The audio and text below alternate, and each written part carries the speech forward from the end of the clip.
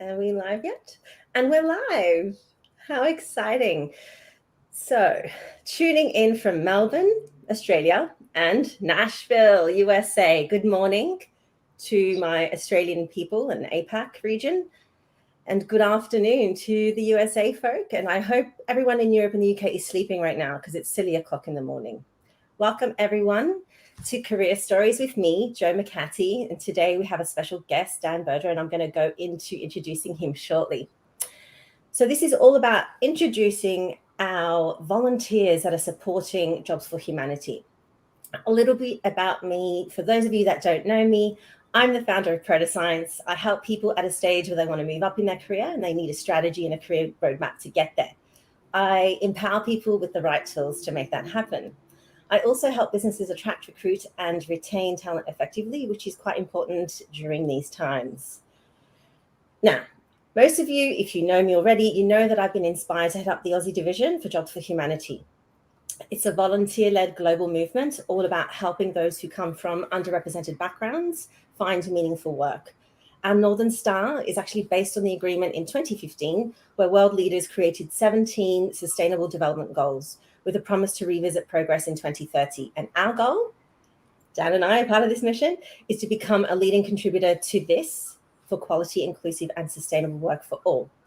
Now, the story that we're going to hear today, once again, is inspiring. I love hearing career stories, and I want to welcome to the virtual stage, Dan Berger. So welcome, Dan. Thank you. How are you doing? Good, how are you? I'm doing good. Over here, it's spring, but it doesn't feel like it at the moment. It's very sunny. And over there, it's autumn. So the weather is so-so. It's so-so. Yeah. Excellent. So all you viewers out there, I hope you can hear us. I'm sure you're giving Dan a big warm welcome now. And so now let me pass it to Dan to say hello.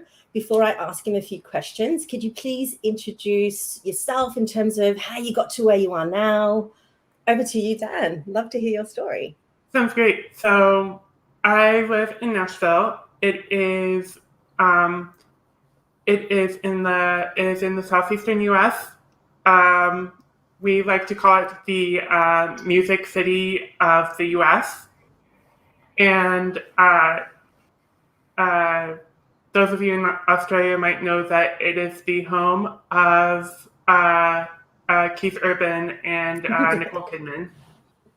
We love them, don't we?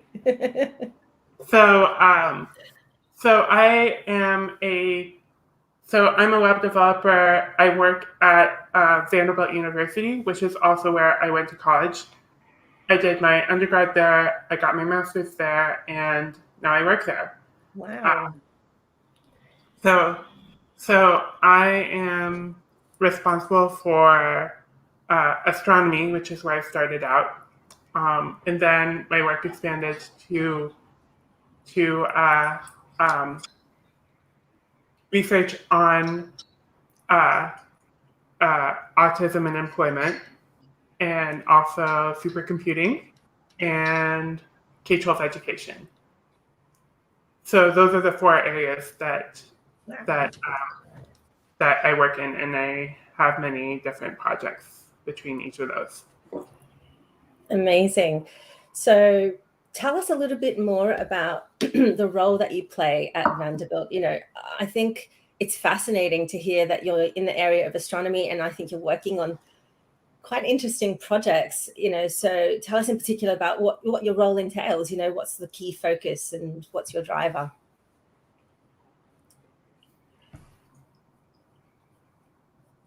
I'm sorry, what was the question? Tell us a little bit more about your current role, basically, what you do on a day-to-day basis. So the big project that I run is called FilterGraph. It is a web-based data visualization service. Anyone can go online, upload some data, and you can build interactive portals where you can play around with the data. It's used by many astronomy people. Mm-hmm. There are many people at NASA that are using it. And it started out as, this was my thesis project at Vanderbilt. And by the time that I had graduated, so many people were using it that they needed me to run it full time. So That's awesome. Fantastic. mm-hmm. So now you're not only working for Vanderbilt, you're actually supporting Jobs for Humanity as well. So, and this is the first time we're talking. We've collaborated, we've messaged, we've been on Slack, we've seen each other's work, excuse me, from afar. But what inspired you to join Jobs for Humanity in the first place? I really wanted to help people who are in help people grow in their careers. So one of the things I enjoyed about working at Vanderbilt is bringing students along and having them help with these projects, and then watching them go on to work at Google, Amazon, Facebook, all kinds of fancy companies, and and and in particular, I felt that for people who are neurodivergent, it is hard. And I'm on the spectrum. I found out that I was on the spectrum 2 years ago, and and I know how difficult it is to get a job, and and and I graduated during I finished undergrad during the Great Recession. So that made things even more difficult. And I feel like whatever I can do to reduce the barriers to employment for people who are on the spectrum, I feel like that is important. Absolutely. And I think, yeah, that's the whole idea behind the mission that, Roy had come up with, and we're very grateful that he came up with this idea of bringing us all together so we could support the neurodivergent, I guess, initiative that we have. Because we look at the statistics even across Australia, and there are so many underemployed, amazing people out there. And so to hear that you've had challenges and you've only got the knowledge a couple of years ago that you're on the spectrum, I could just imagine the adversity, the challenge, like not knowing. Did it make a difference that once you got, the clarity that you were? Like, what was that day like when you discovered it? Was there an aha moment? I would say it was a lot of work and persistence. It wasn't until I was 29 that I felt like I was in a secure enough position that I could move out of my parents' house and be independent. Yeah. And unfortunately, that was around the time that my mom passed away. She had breast cancer. Sorry to hear that. Thank you. It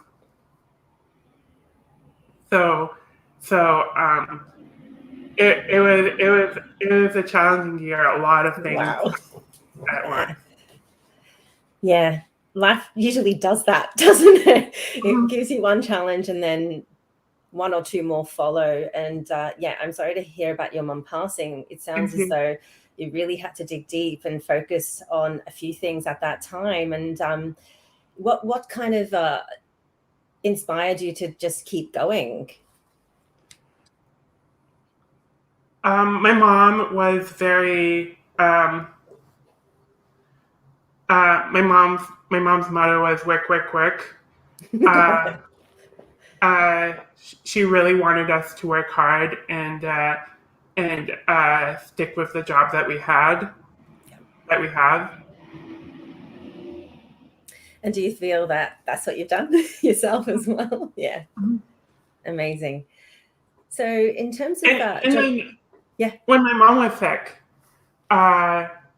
she insisted that I would go to work every day, Monday through Friday. yeah. Do you think that that was helpful? I guess it would be. You're keeping your mind occupied. You've got something you're focusing on other than focusing on her illness. It Yeah, was. I felt like during that time it was I could go to work and I felt very distracted in a good way. in a good way. Yeah, because they would have benefited from you being there, getting some of your projects done. Now, I know you've mentioned it briefly. I just wanted to understand a little bit more about the mission that you have with Jobs for Humanity. Like, if you think about, you've been volunteering and supporting. You've told us you come from a neurodivergent background yourself. You've only discovered it a couple of years ago. And when it came to finding opportunities, it was a challenge. So what is the underlying mission for you? I know it's to support people that come from those backgrounds, but what do you want to achieve? What would be, that moment of, yes, I did this? I'm still I'm I'm still trying to Yeah, discover that. But I feel that just being able to match people up, that is yeah. that I feel that is a I feel like that is important. I think so too. In my, I guess, 20 years of recruiting and most recently career coaching as well, I don't think people classify in their CVs that they come from a particular background. The initiatives that we are covering, and one of which is neurodivergent. It's not classified. What are your thoughts around that? Should people classify it? There's a question mark around when they should tell the employer, at what stage. From your experience, what's it been like? Uh, I had not planned to tell people right away. Yeah, I felt I felt like I was going to be at a disadvantage if I started looking for, if if I told people that I was on the spectrum and then I had to look for another job down the line. But um, soon after I was diagnosed, I had the opportunity to appear on national television in the U.S.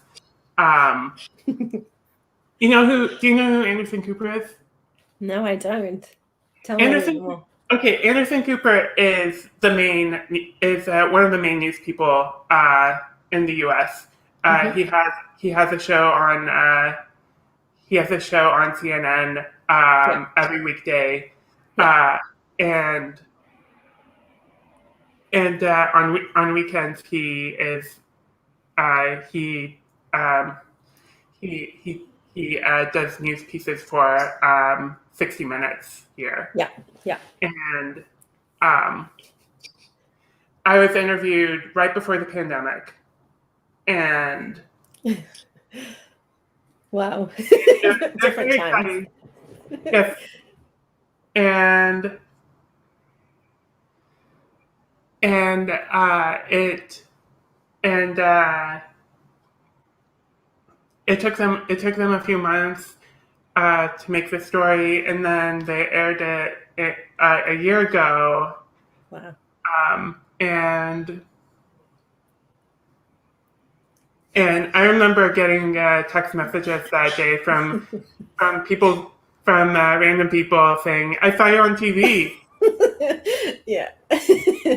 That's exciting how that unfolded. Now, for those of you watching live or on the replay, if you go to Dan's profile, it's on your LinkedIn profile, isn't it? Yeah. It's a video that you shared. And tell us a little bit about it. You were interviewed for what exactly, so the viewers know. They wanted to do a story on autism and employment. So they interviewed me. They interviewed a few other people. I got to talk about my work at Vanderbilt. It was a fun time. Excellent. So if you're listening, go over and check out the video that Dan's referring to, where he's had his celebrity status, which is really cool. And I should know who that person is that you referenced, but I don't. I don't listen to the American news, so apologies. I don't know if you viewers out there are aware though. So that's really fascinating that you've had a chance to do that. Now, if you reflect on your life and your career, amongst all of that, what would you consider to be your biggest career achievement, if you could choose one? My greatest career achievement was on the 60 Minutes piece. Yeah. I got to put on, they had me go into this lab and put on eye tracking goggles. And they gave me this puzzle. They had a bunch of these puzzle blocks. And I had to, and they gave me this pattern, and I had to build this pattern out of the puzzle blocks. And on all the puzzles, I beat Anderson Cooper every time. Okay. My greatest achievement. Anderson, if you're watching, there you go. I love it. That's awesome. Really cool. So I just wanted to know now, I think maybe I kind of know the answer already from what you've shared, but did you have someone that supported you throughout your career, like a mentor or someone that would give you advice, someone that would give you a steer? And if so, who was it? My supervisor, my boss at Vanderbilt, Yvonne Staffen,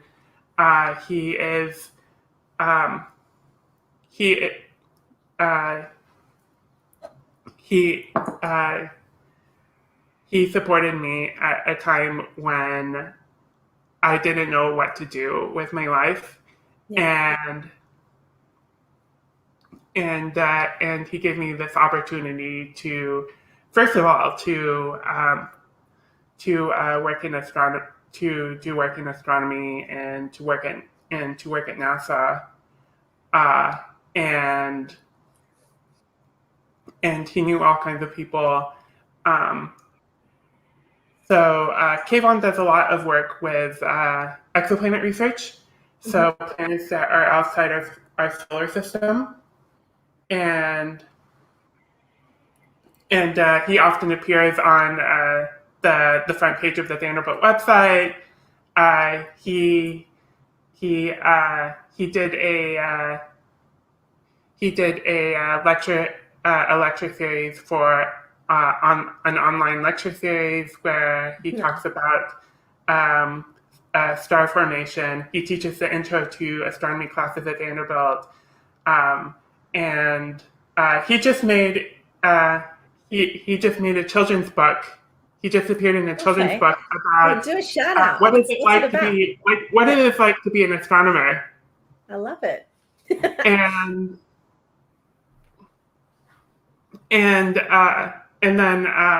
then if that was all that he did, I would be impressed and honored to be in his group. But he also started the First Center, this center at Vanderbilt for helping adults on the autism spectrum find employment.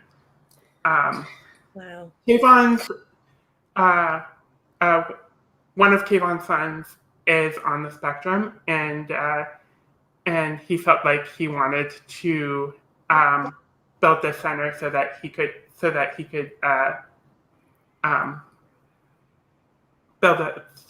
build a future for him and for others who are on the spectrum. What a great mission. What a wonderful human you've been lucky to have around you, giving you that support and mentorship. And yeah, what we'll do is drop in later a link to the book that you referenced, a link to him. What's his name? Kayvon Staffen. KEIVAN STASSUN. Got it. If you're listening or watching, Dan's just given you a shout out. That's amazing. And so clearly he's your ongoing support at the Yes. same time. Yeah. And so now you're going to be that person for somebody else, perhaps through Jobs for Humanity. I hope so. I think so. That's wonderful. Okay. Speaking of wonderful, what are the wonderful things that you are working on now or you suspect as we progress through the rest of 2021 that you would like to share with the audience or that you can share? Because maybe some of the stuff that you do is secret research. So I feel like I'm learning new things from different people.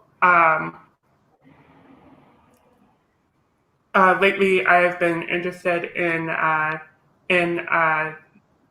no-code software tools, where Okay. where anyone can. We already have tools that are like WordPress, where anyone can build a website or start a blog. So no-code software tools, anyone can build something like Facebook or Twitter or fancy or some sort of fancy web application. So I feel that it's interesting. It is. Mm-hmm. So is there a link that we could share later on for people to access that, what you're referencing right now? There are many different tools. If you search for no-code software tools, you'll get a whole list. All right. Yeah, this is coming from someone that's, a scientist, but a different kind of scientist by background, and I've been working in recruiting, so I don't know anything about coding. So it sounds as though that is very user-friendly for someone like me. Wonderful. That's excellent. So just taking us through a whistle-stop tour of your career and your life. So are there any comments or advice that you're wanting to give the viewers out there, and those in particular who come from a neurodivergent background? I think I mentioned everything. Yeah. Cool. That's it.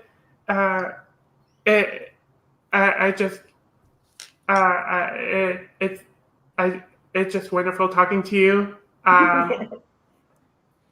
Yeah, I agree. It has been quite enjoyable getting to know you live. We're across Facebook. We're going to be on YouTube, or are on YouTube as well, live there, so we can watch the replay later on, and also on LinkedIn. Now, audience, feel free to follow Dan on LinkedIn, follow Jobs for Humanity as well as Jobs for Humanity Australia. I think at some point we're going to bring the Jobs for Humanity and Jobs for Humanity company pages together at some stage if we can.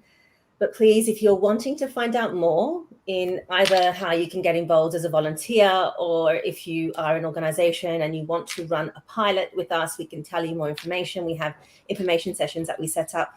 But also, if you come from a neurodivergent background, I will just share the link quickly. Just one moment, everybody. It's this one here. Apply here.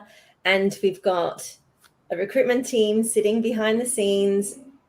We've got some clients that have signed up with us to advertise their roles, but really we've got a lot of client interest. But what we want to do is attract more candidates, if we can, to all the initiatives that we're focusing on. And this one in particular is for the neurodivergent. So please go ahead. You may know someone if you don't come from any of these backgrounds. If you're not familiar with the initiatives, please check out the website at www.jobsforhumanity.com. So before we sign off, I would like to give you, Dan, a huge thank you for your time, your vision, your mission, and what you're wanting to achieve through Jobs for Humanity. I'm very grateful to have got to know you during this time. So next week, I believe that we're traveling to the Netherlands. See, that's the beautiful part of being able to do things virtually. You can feel like you're traveling to different destinations. I know we've got the freedoms here in Victoria now, and the most I've done is go to the beach because that was outside my zone. So that's all I kind of missed, even though it's not the weather for it. But I digress. Once again, thank you, Dan. I really enjoyed getting to know you and look forward to doing some great work with you. Thank you so much. It's great talking to you too. So bye, everyone. Stay safe, and we'll see you very soon for the next series next week on Tuesday. Tomorrow, I have my career workshop series, session 5. So if you're wanting to join, do so. I'll see you then. Take care, everyone.